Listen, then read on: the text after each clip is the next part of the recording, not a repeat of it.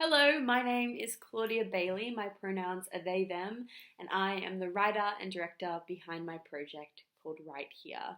I'm genuinely so excited to tell you about this project, but more importantly, why it needs to be made.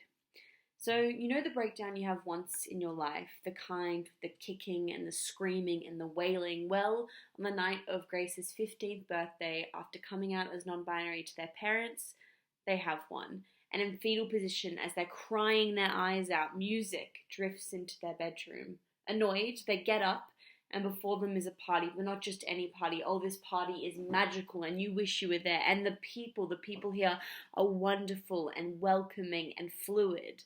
The crowd seemingly parts, and across the room is this person, this magic androgynous person who is seemingly glowing, and Grace is enamored.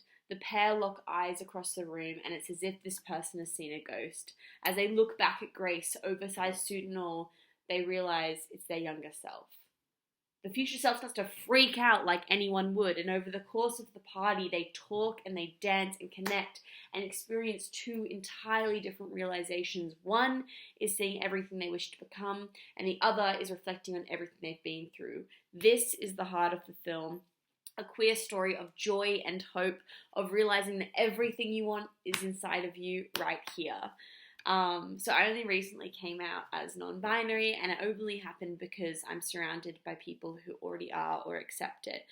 But I think that's the scary thing. A lot of teenagers and queer people do not have the same access to queer spaces and people, so they turn to the media, and in all honesty, there is not enough representation about non-binary people, but more than that, stories where the central conflict isn't about being queer. Time and time again, we see the pain and hardships of being queer, but I think it is just as important to have uplifting and positive representation, as being queer to me has been the most magical and affirming experience of my life.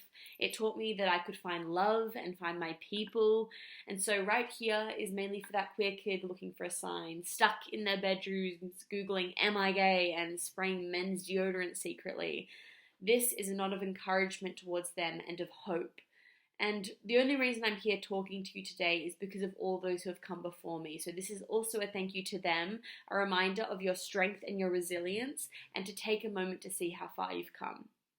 Okay, let's get now down to the facts. This is why this project is a project that should be funded, and you will know that this project will happen and be made to be a successful hit that hopefully normalizes the non-binary experience. So when I pitched it to my producer, Brenna Harding, who is an actor, an activist, a filmmaker, she said it was a producer's wet dream. A 12-minute short film with coming-of-age elements and also a sprinkle of magic realism, which is sexy and commercial. A 3-day shoot in the first week of January 2021. We have one location, a share house, which is someone. As a 22-year-old, I have lots of access to those. We have minimal cast, and we're ready to commence pre-production with all the key roles filled and a polished script. We're just waiting to get some funding.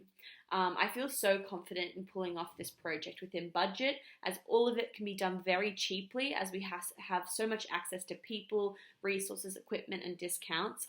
But we do need this funding to elevate the visuals of the film to where the story is at. I think the story is so beautiful, and I want the magic realism to be believable. So majority of the budget, so 60%, would be going towards cam and lighting, as I think this story is so strong and, as I said, needs to be matched visually. It's also important that a percentage goes towards distribution, as I think people need to see this.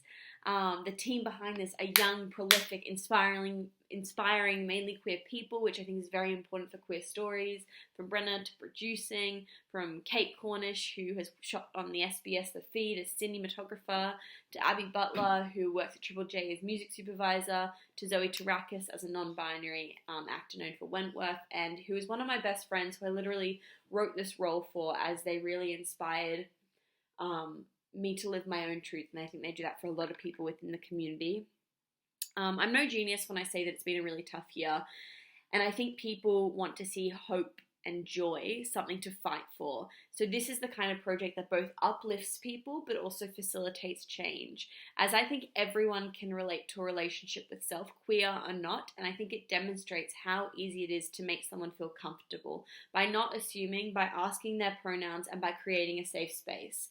It always links back to my favorite quote in the world, which is, "We are all just walking each other home."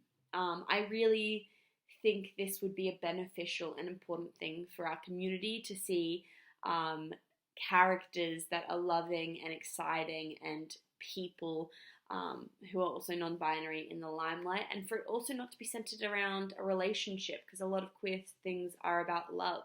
This is about self-love, which I think is quite special. Thank you for listening.